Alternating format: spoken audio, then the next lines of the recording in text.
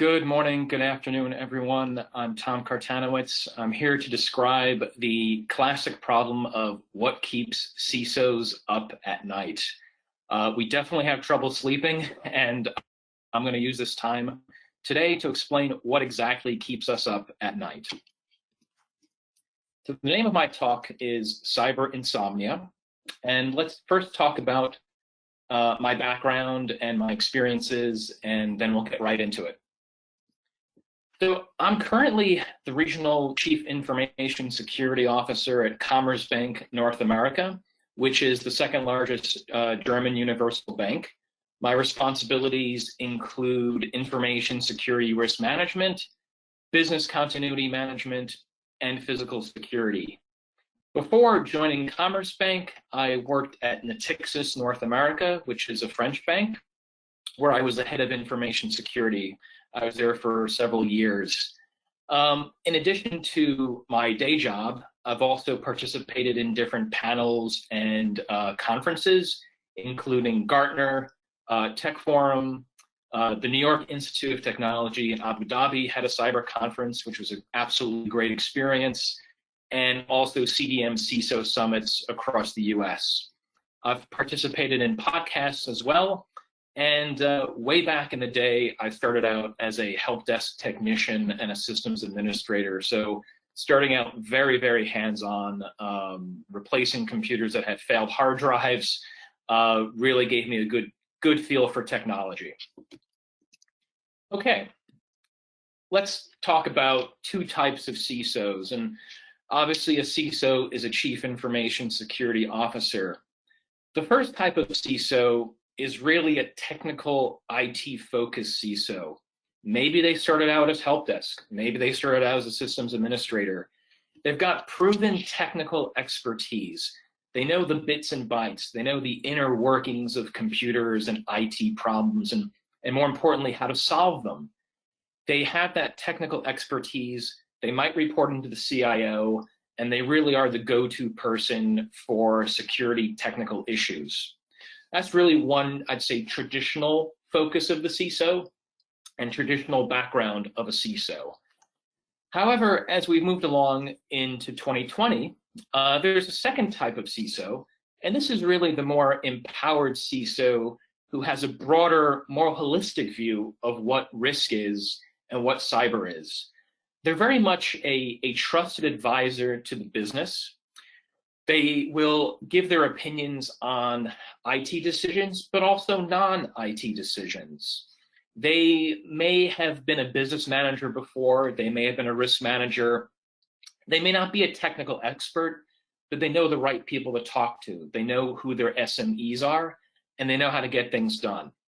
Now, depending on the organization, there are pros and cons for each type of CISO. Ideally, the CISO should have elements of both. They should be aware of technical problems. They should also know what risk is, and being able to fuse the two together in order to talk to the business is really, really important. Again, depending on the organization, depending on the risks of the organization, there'll be greater emphases on the different skill sets required for the CISO. But again, a blending of the two is really the ideal that we strive for.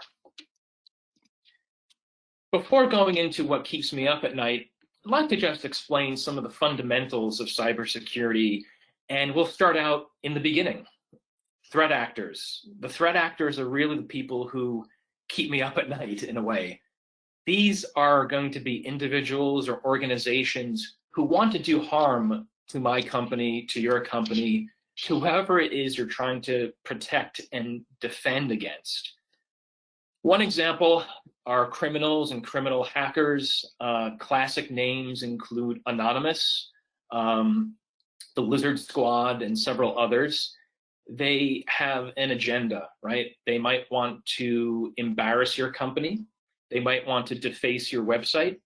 They might want to steal your intellectual property. Whatever their motive is, they want to tamper or destroy or cause chaos for your organization. Let's not forget competitors as well. Depending on your market, you're probably not going to have a monopoly. There may be cases where competitors want to steal your data and steal your plans. Foreign nations, nation states. This gets very complicated, and no company wants to get in the crosshairs of a foreign nation, whether it's the US, China, or any other major power of a cyber capability. They may want to acquire your intellectual property and break into your network. Last but not least, and this is a category that really gets into human resource issues, it's going to be a disgruntled employee. This will be someone who knows your company inside and out. They may have worked for your company for 20 years. They really know all the secrets and, so to say, where the bodies are. And if certain precautions aren't taken, they can walk away with information. They could destroy that information. One example from the real world of a disgruntled employee happened about 15 or 20 years ago at a bank called UBS. There was a systems administrator who was informed of his bonus and his compensation for the year ahead. He wasn't really happy with that. So he wound up planting a logic bomb on the trading platform. That logic bomb was a piece of code that went off on a certain date and time. Well, you can imagine if a trading platform for a bank is not available, huge implications for the market, huge implications of a financial area.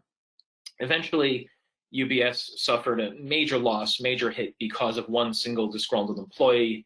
He was eventually caught, and he's spending time in a prison in the state of New Jersey in the US. So from the actors, we have to talk about the vulnerabilities. What is it that the actors can exploit?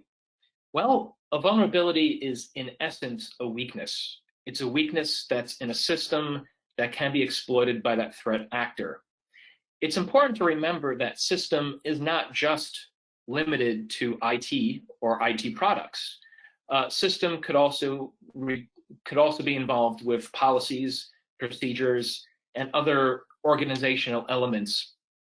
For example, if a company has phone calls that are coming in, and those phone calls aren't properly screened, they don't have a procedure to ask the caller who they are, to ask for more information, it's quite possible that a person with